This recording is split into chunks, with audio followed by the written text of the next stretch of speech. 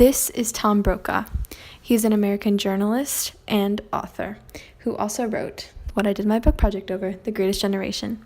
The Greatest Generation profiles those who grew up in the United States during the deprivation of the Great Depression and then went on to fight in World War II, as well as those whose productivity within the war's home front made a decisive material contribution to the war effort. The book popularized the term the Greatest Generation, which has now become a synonym for the GI generation in the United States.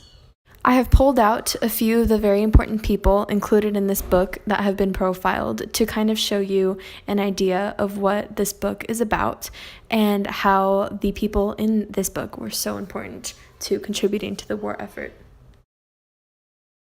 This is Benjamin Crowninshield Bradley, or Ben Bradley.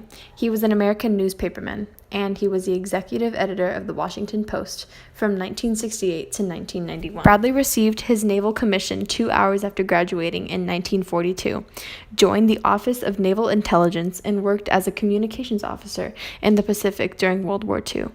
His duties included handling classified and coded cables, serving primarily on the destroyer USS Philip, fighting off the shore of Guam, and arriving at Guadalcanal with the 2nd Transport Group.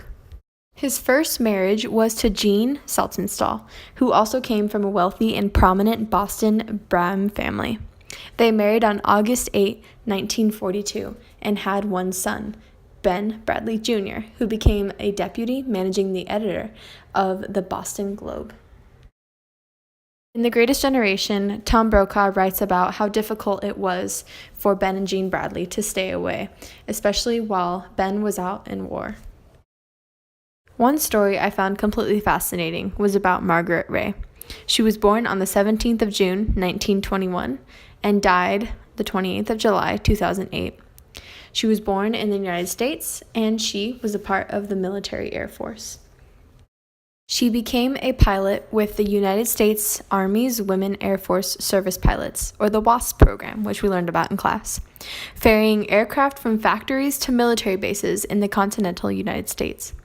In 1945, after the WASP program was disbanded, she briefly worked a commercial aircraft pilot, then became a civilian flight instructor. She would hold the latter profession on and off until retirement. This is somebody you may recognize because it is in fact George H.W. Bush, who narrowly escaped being beheaded and eaten by Japanese soldiers when he was shot down over the Pacific in the Second World War. Lieutenant George Bush, then a 20-year-old pilot, was among 9 airmen who escaped from their planes after being shot down during bombing raids on Chichi-jima, a tiny island 700 miles south of Tokyo, in September 1944, and was the only one to evade capture by the Japanese. As you know, he later went on to become an American politician who served as the 41st President of the United States from 1989 to 1993. Next up is Art Buchwald. He was an American humorist, best known for his column in the Washington Post, which in turn was carried as a syndicated column in many other newspapers. His column focused on political satire and commentary. He received the Pulitzer Prize for Outstanding Commentary in 1982, and in 1986 was elected to the American Academy and Institute of Arts and Letters. Just after graduating high school, he desperately wanted to join the United States Marine Corps during World War II, but he was too young to join without parental or legal guardian consent, which his parents wouldn't give him. So he bribed a drunk with half a pint of whiskey to sign his legal guardian.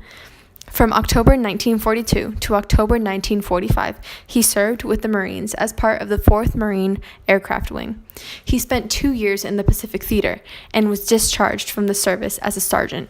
He said of his time in the Marines, "In the Marines, they don't have much use for humorists. They beat my brains in."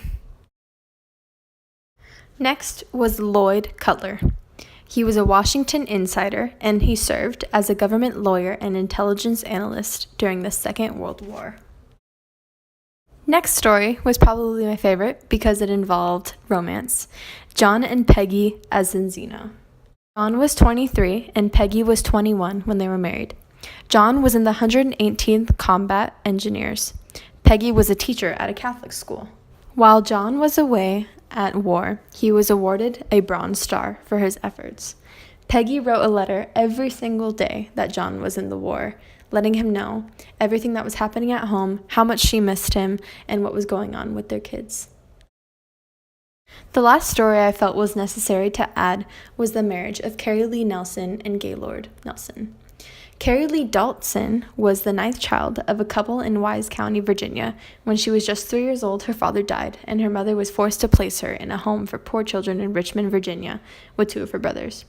Carrie had big dreams. She wanted to be like Amelia Earhart and Alice Marble. When she was 18, she went to nurse's training. Gaylord Nelson was the son of a small-town physician when he enlisted into the Army, a self-confident and fun-loving bachelor who had already had a law degree. He aspired to follow in the footsteps of his boyhood hero, Senator Robert Lee Follett. The two went on a blind date and nothing serious came of it. When Gaylord got shipped out, they said their goodbyes. They thought they'd never see each other again. Until they were both assigned to the same base. Nelson was a captain and Carrie Lee was sent as a replacement nurse. Their courtship proceeded apace. When one of them had to stay, the other extended their assignment as well. By the end of their time, he even gave her a little silver band that one of his soldiers had made. They both eventually moved back to Wisconsin and were married in November of 1947. In Wisconsin, Gaylord was a hard-working lawyer, but still wasn't making much money. Carrie Lee says, "We didn't have much, and we didn't expect much." Reading The Greatest Generation was fascinating, and especially because I knew so much about World War II going into it, I felt that I had a good common knowledge of what exactly I was reading in the profiles. And I did learn a lot more about World War II than I had already learned, but a few things that I learned very specifically were important life lessons that I really believe apply to my life and to anybody's life so dearly. One of those lessons were that nothing is handed to you.